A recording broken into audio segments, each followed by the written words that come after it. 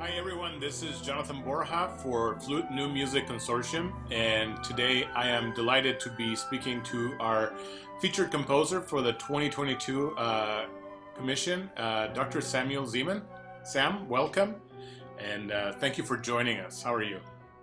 I'm fine, thank you, Jonathan. It's a pleasure. Thank you very much for inviting me for this interview. Can you tell us a little bit about yourself, your musical background, and current activities, please?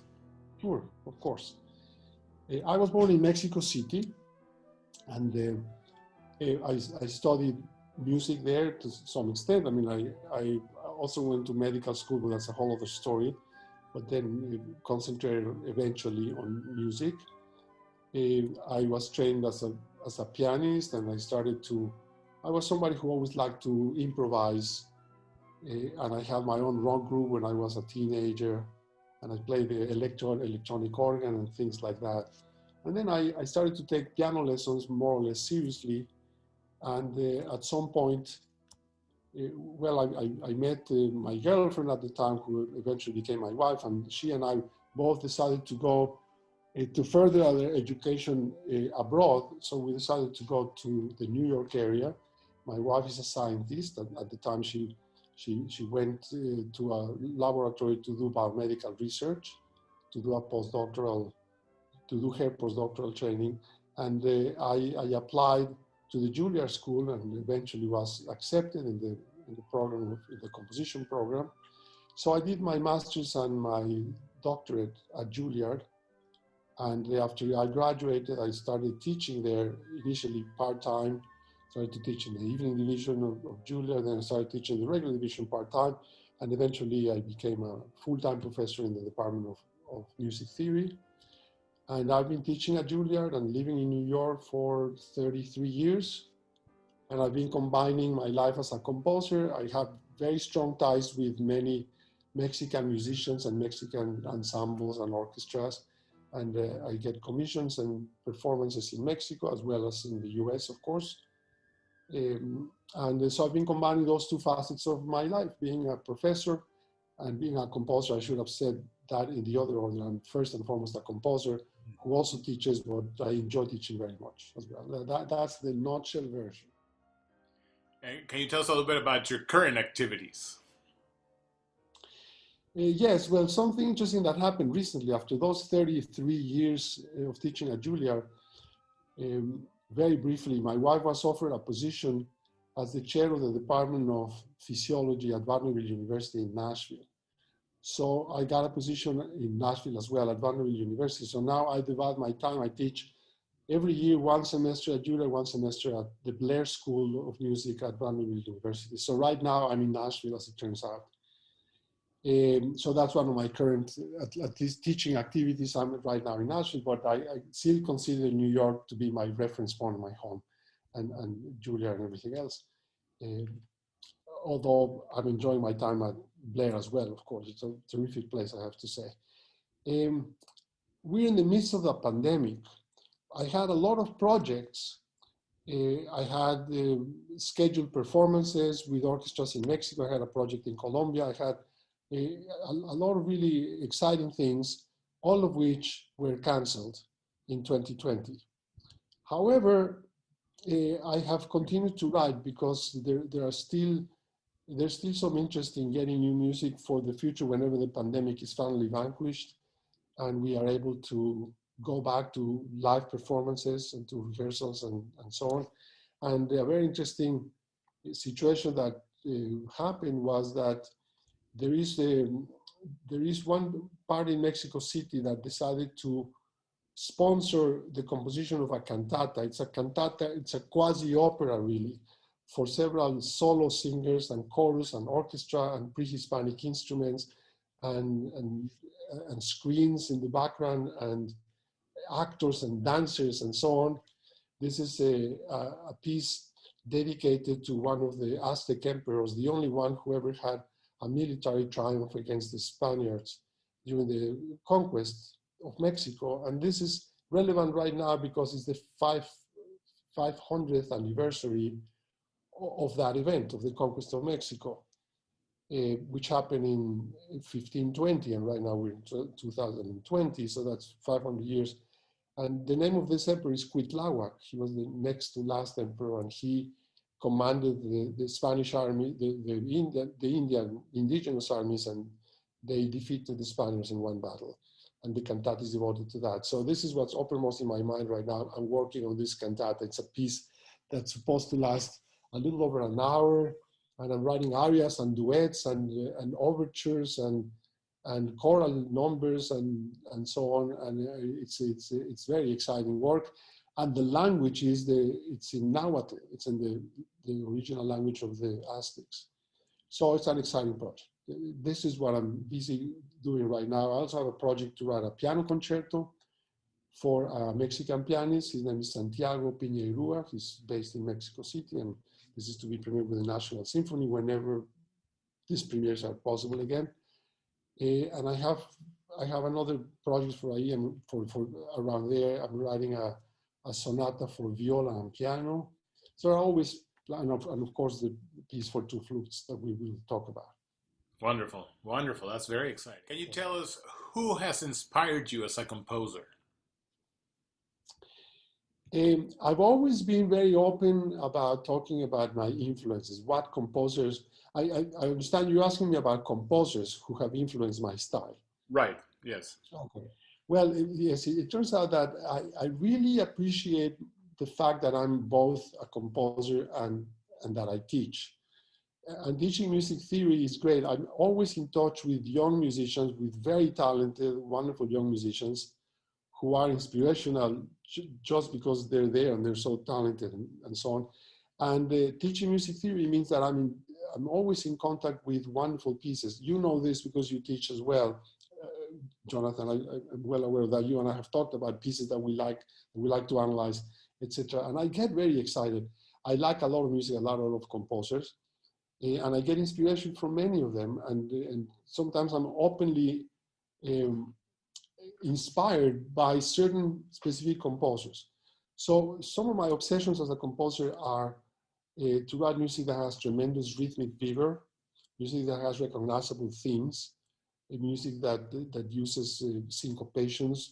I love counterpoint, imitative counterpoint, and I like for slow music to be as expressive as possible, to connect with the audience on an immediate basis.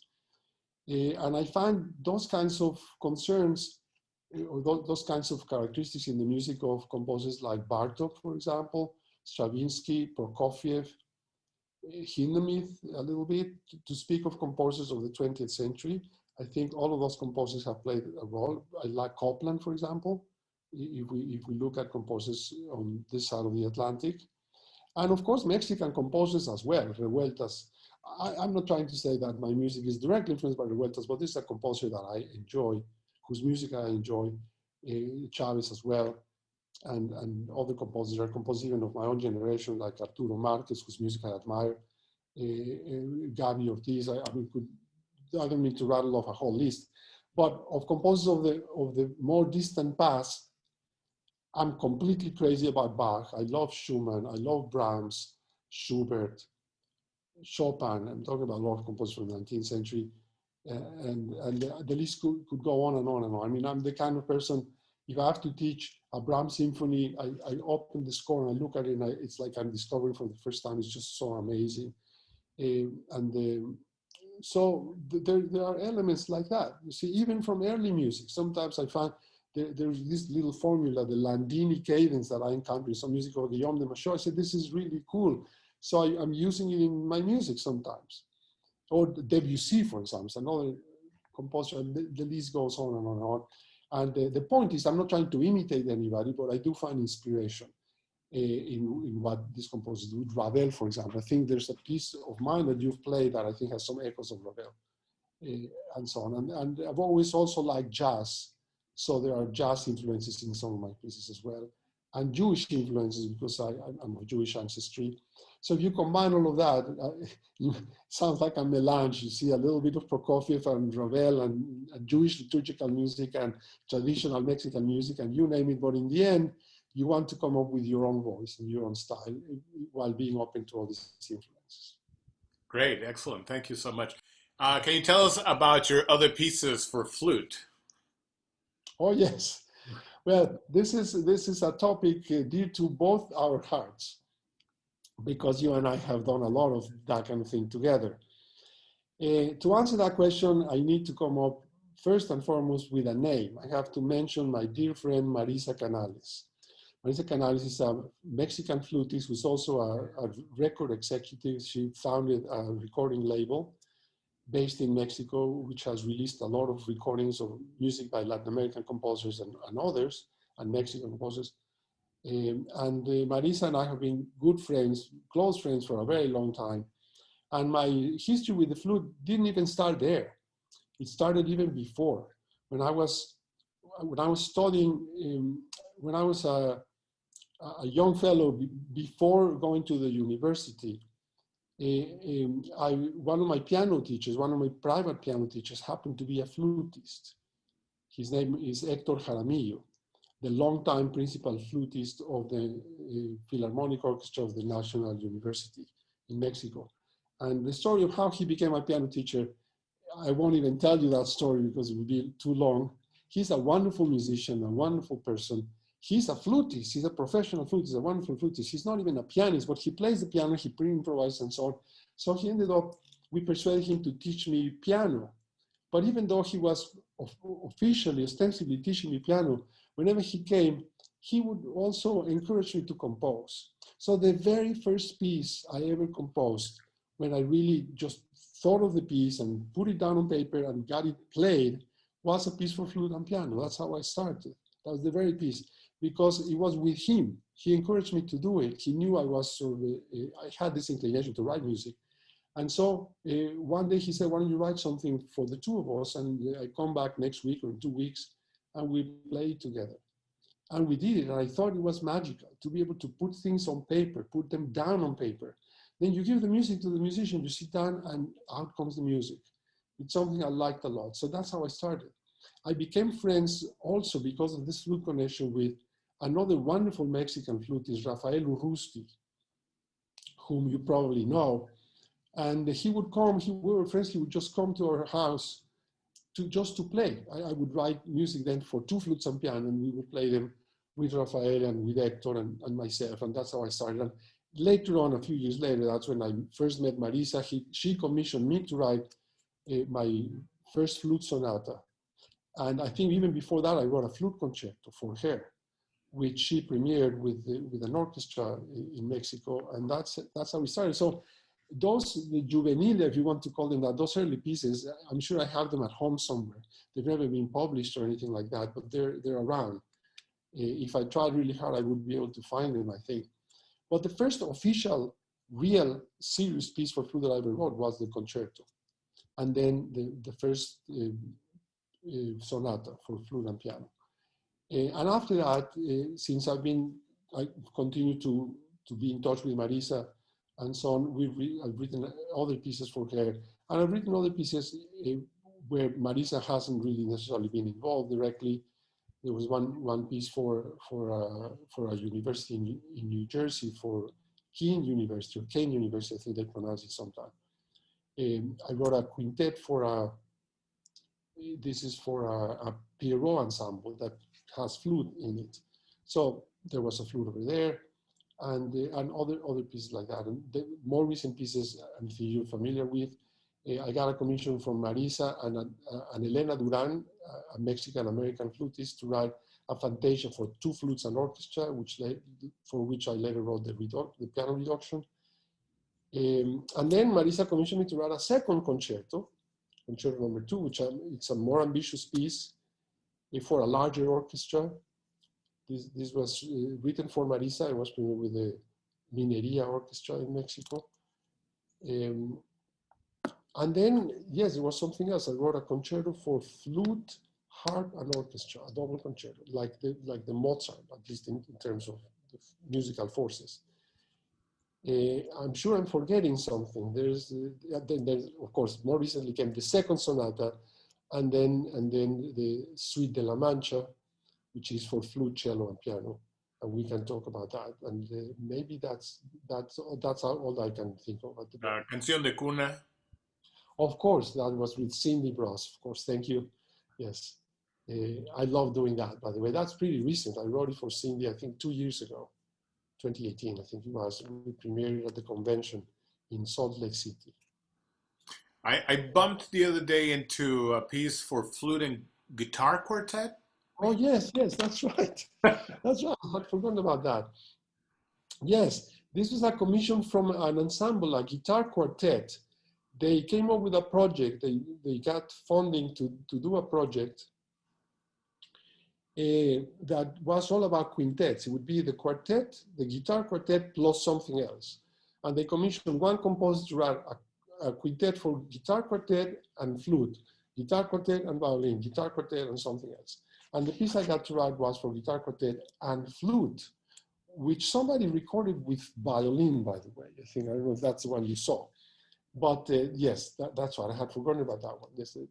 Yeah, I don't think I have that listed in my article. Yeah. Mm-hmm. Yeah, that's you have what, about 10 pieces there for yes. flute, one way or another. Yes. Can you tell us what do you like and what do you find challenging about writing for the flute? I love the sound of the flute.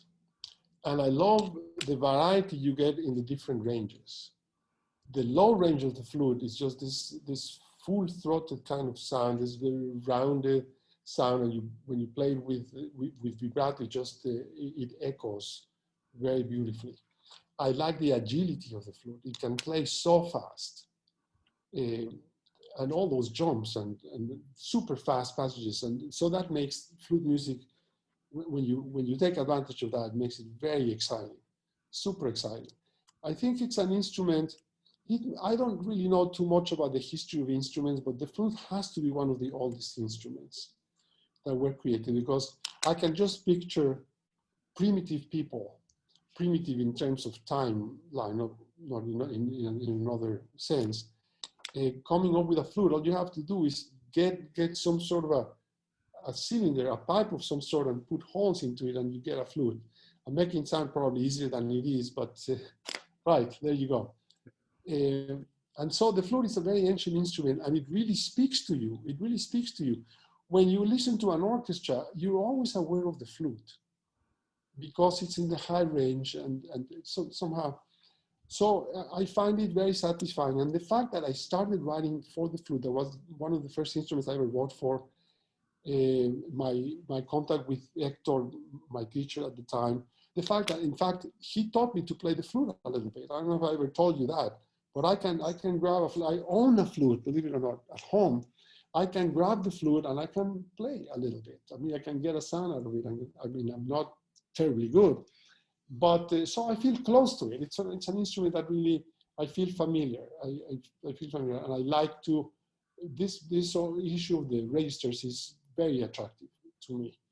The mid register, of course, is very solid, and the high register is just pierces through. So as far as what's challenging, well, for example, in this case, the piece that I'm going to write for two flutes, a challenging thing is not having anything else. You see, because the flute is a treble instrument, and you don't have the foundation. So that's always a very tricky thing. Writing for an unaccompanied flute is one of the hardest things to do. This piece, series by Debussy, for example, is a phenomenal success. He really does it. He's an amazing composer. But you don't always get the best results when you write for a single treble instrument like that, without having a bass, without having a harmony. So this is where studying music by other composers can be very, very helpful. If you look at how Bach resolves that issue when he writes for an accompanied violin, for example, putting aside the double stops, what you need to do is create at least the illusion that there are several layers, that you're creating some harmony underneath it. It's not just the line going on the surface, it's also something underneath it. And take advantage, if you don't have anything other than the two flutes, take advantage of the low register of the flute. Having two flutes is easier than having one, because then one flute can provide accompaniment or counterpoint, and you can have two ranges at the same time. This is what I tried to do in the Fantasia for two flutes, and so on. The challenge is it's always difficult to write music, no matter what. And you can fall flat on your face and fail miserably. But the idea is to try to do a piece that's compelling, that's attractive, and so on. And sometimes you don't know if what you write is actually doable technically. You can come up with a trill that's uncomfortable, or to do a leap that's not practical. I think that's where the main challenges are. But I tend to use the flute in a conventional way. I don't go for multiphonics or for special effects or anything like that. I don't know if this answers your question, but that's what comes to mind. Is it different to write for someone in particular than it is to write for, in this case, like just a group of people? Or do you have that in mind at all when you're composing? The answer to that question is yes, it can be different. It doesn't have to be. It can be different. When you write for someone in particular, yes, you more or less tailor the piece to the way that person plays, to that person's musical personality. And that's wonderful. I think that's the best situation, when the person who commissions you to write is a person you care about, a person you like, a person who's playing you appreciate and you like and you admire, and you're writing for that person.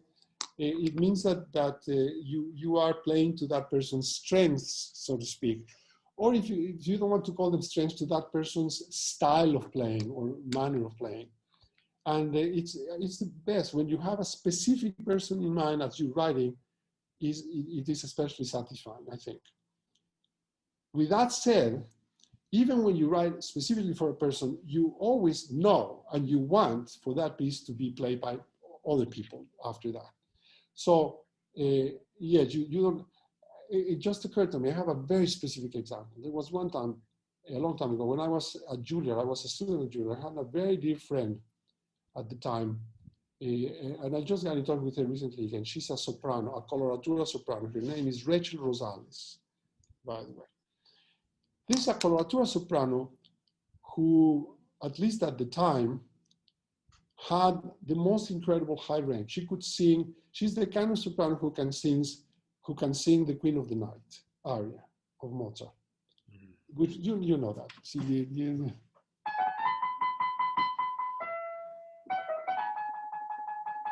I'm not sure if I'm playing in the right key or not. I think you are, yeah. So she can sing that. So at one point, as students, we decided I would write a couple of songs for her. And because they were for her, I wanted to take advantage of the super high register. And she could sing much higher than even other coloratura sopranos. Other sopranos who can sing high, but not quite as high as she could. And so I wrote a song that went up to the stratosphere at one point.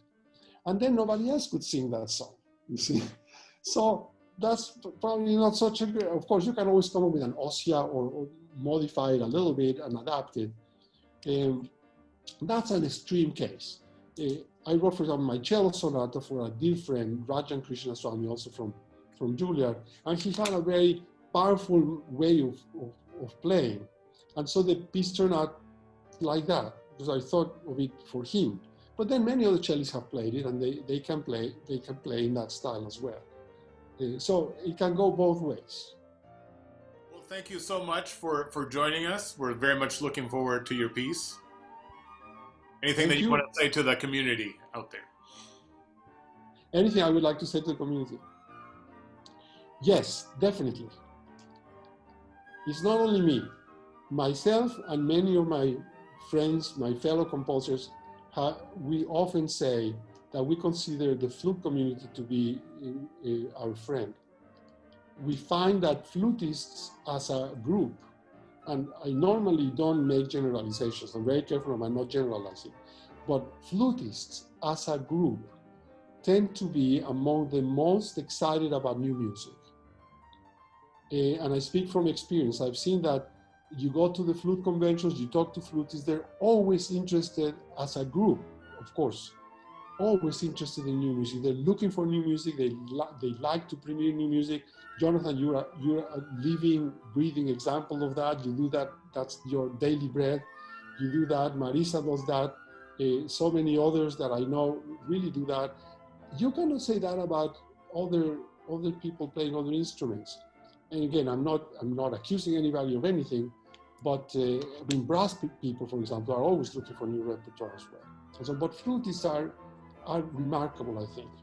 So what I want to say is thank you to all the flutists for being interested in new music, for being interested in new, not new, but necessarily new, but living composers is what I'm trying to say.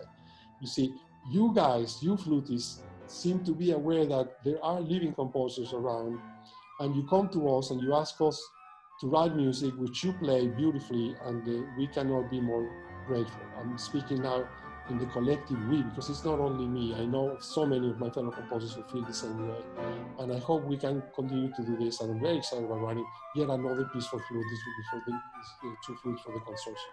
And thank you so much. Thank you, Sam.